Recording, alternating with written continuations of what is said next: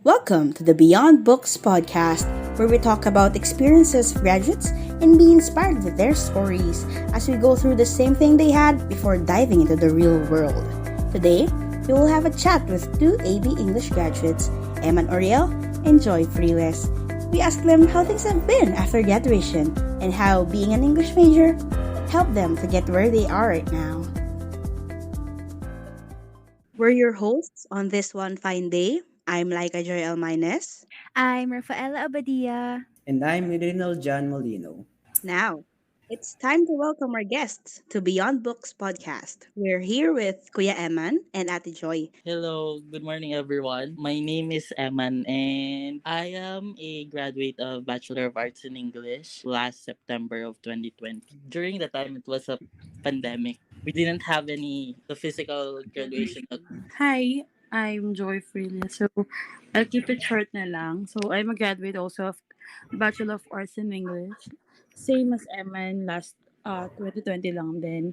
Yes, graduate kami ng virtual. Wala kaming physical graduation. So, sobrang sad. And currently, I'm working in the BPO industry. Customer service representative ako ng isang financial account. Hi po, how are you doing today po, kayong dalawa? We're doing good. Galing lang work. Nakakapagod. Pero ayun, it's really sad to hear din po na hindi kayo nagkaroon ng face-to-face na graduation. Pero Sobra. yes, I would like to, ayun din, congratulate you both po sa graduation and also congratulate you din sa successful careers na meron kayo. All of us would like to thank you for accepting our invitation sa podcast po namin. Actually, there are a lot of things that we're curious about, and one of those are about the skills you acquired when you were AB English student. So, I'm wondering sa mga career na meron po kayo so far, ano yung skill na na-acquire nyo sa pagiging ABE student before na parang na-utilize nyo siya ng sobra ngayon sa career nyo? Unlike with Joy, both of us work in a financial account, but I'm working directly to the bank. I'm currently working with JP Morgan Chase Bank. They're actually located in the United States. That's a bank in the US. Yes, and I'm working as a operations senior specialist. For me, the skills that I for me that's very useful in my current job is the critical thinking skills slash analytical thinking skills. When I was studying in a PUP, we have subjects in literary. Most of these things teach us on how to be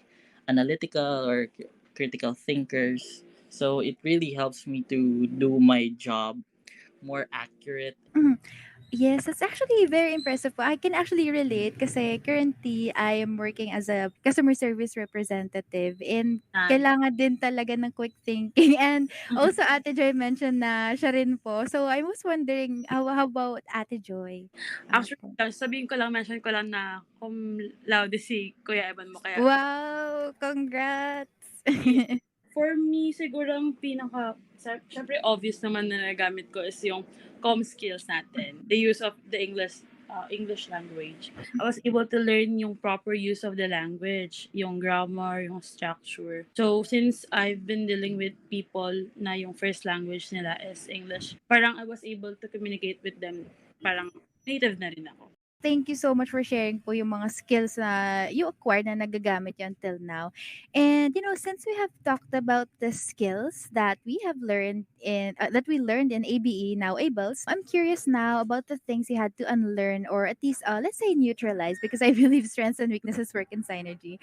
I'm just curious if meron ba kayong fear na you have been forced to overcome or a negative trait that you had to unlearn as an ABE student before. And I'm just wondering paano niyo siya nagamit kung meron man pong ganun. Before, actually, takot ako sa public speaking. Since naging AB ako, I had to unlearn. Pagiging matatakotin sa public. Siguro ngayon din. Siyempre ngayon, lalo na customer service representative ako, kailangan may confident ako in speaking the language.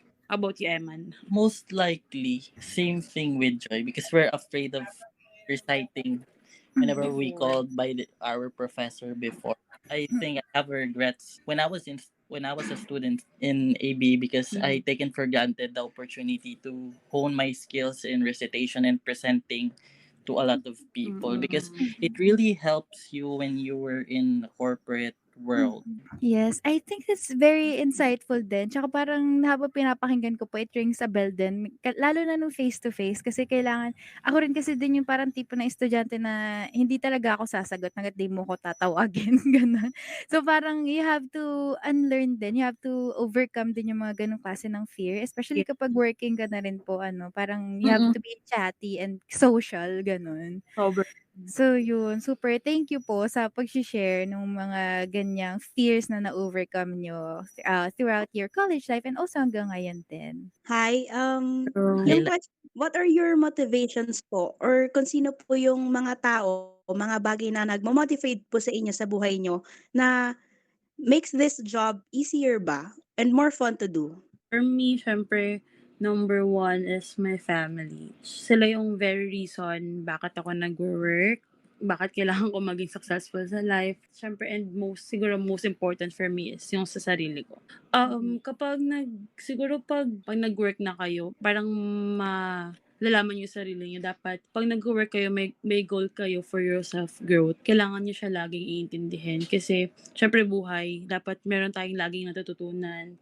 Dapat lagi tayong nag-grow sa mga pinagdadaanan natin. Yes po. How about Kuya Eman naman po? For me, same thing. First, family. Siyempre, scholar tayo ng bayan.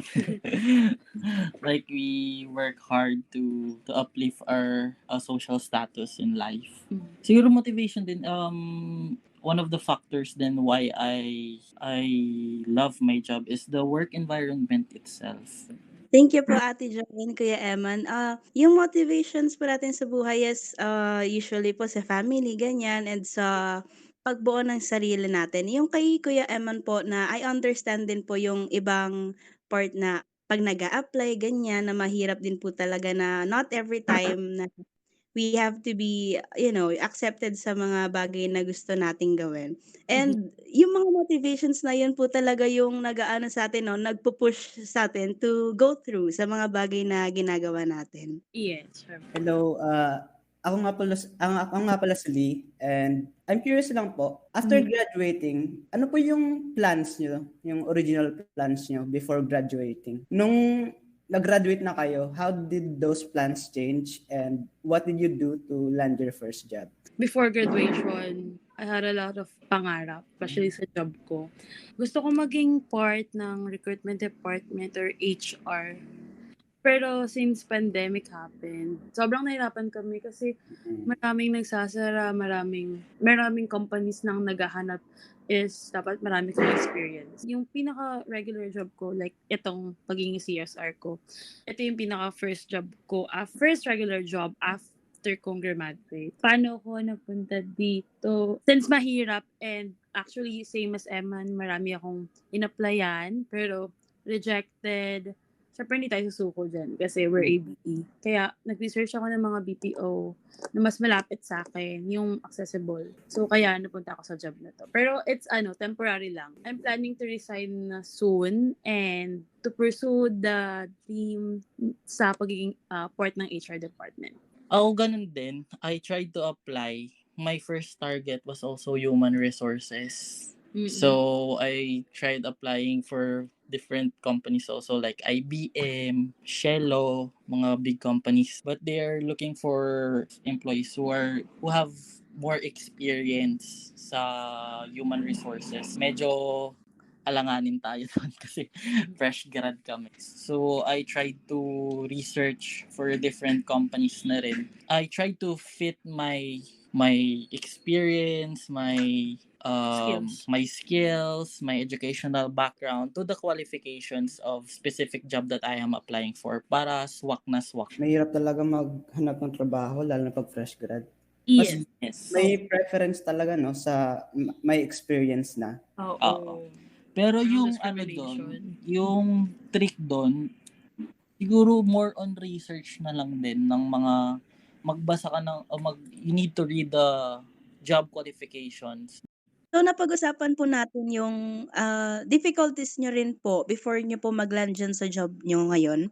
So I just want to ask lang po, how did your experience po, how did your job, pati yung experience nyo sa job na yon, at pati yung bago kayo makapasok sa job na yon, shape you po as a person? For me, professionalism, of course. You need to be professional. Specifically, in sending email, you need to be professional. Choice of words mo. And then, for me, integrity then teaches me a lot on how to, always do the right thing in your job. Be fair when in terms of your stats. You must not do anything that could deteriorate your career or the business itself. Well, i-add ko na lang din yung siguro pagiging patient. As a CSR, matitest yung pagiging patient mo sa mga tao kasi marami kang may encounter na iba't ibang klase ng tao. Like, may mga irate. Parang you have to be also more understanding of them. Before,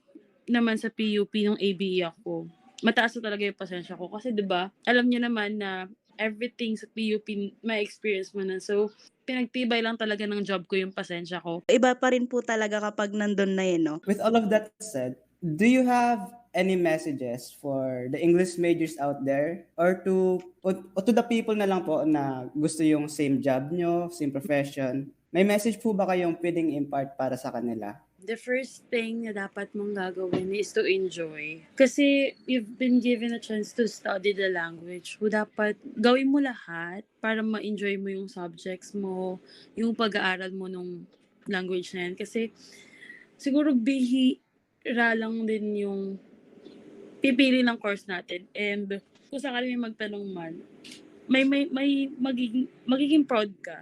Kasi alam mo lahat and nai-enjoy mo yung course mo. And also, make sure na inaaral nyo talaga lahat.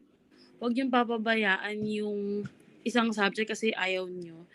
Kasi actually, outside ng PUP and outside the university, you have a lot of opportunities na open sa atin kasi sobrang broad ng course natin. For me, before entering siguro, before searching for a job, make sure that you research it well. Like, you admire it so bad so that you're motivated, to apply for it. And then, utilize your writing skills. Actually, we have an edge on that. Maximize natin yung mga natutunan natin. Thank you po for your words of wisdom. Tama talaga, no? Need natin mag-enjoy sa course natin kasi konti lang naman nagtitake nito. I agree with your points na need natin mag-research and need natin maging super motivated para makuha yung job natin. Makikita ng employer na if you really want a job and you're willing to work hard for it, then you're most likely to get picked. Grabe, sobrang on point nung mga sagot ni Kuya Eman and ni Ate Joy. Sobrang insightful, inspiring, and napaka-uplifting po ng answers now. So thank you so much. And once again, we would really like to express our gratitude and appreciation po for having you both as our interviewees for this podcast entitled Beyond Books. Sobrang nakaka-inspire bukod sa sobrang impressive ng credentials. And once again, I'm Rafaela Abadia. I'm Biljan Molino. And I'm Laika Joy Almines. Again, this is Beyond Books podcast, where inspiration blooms.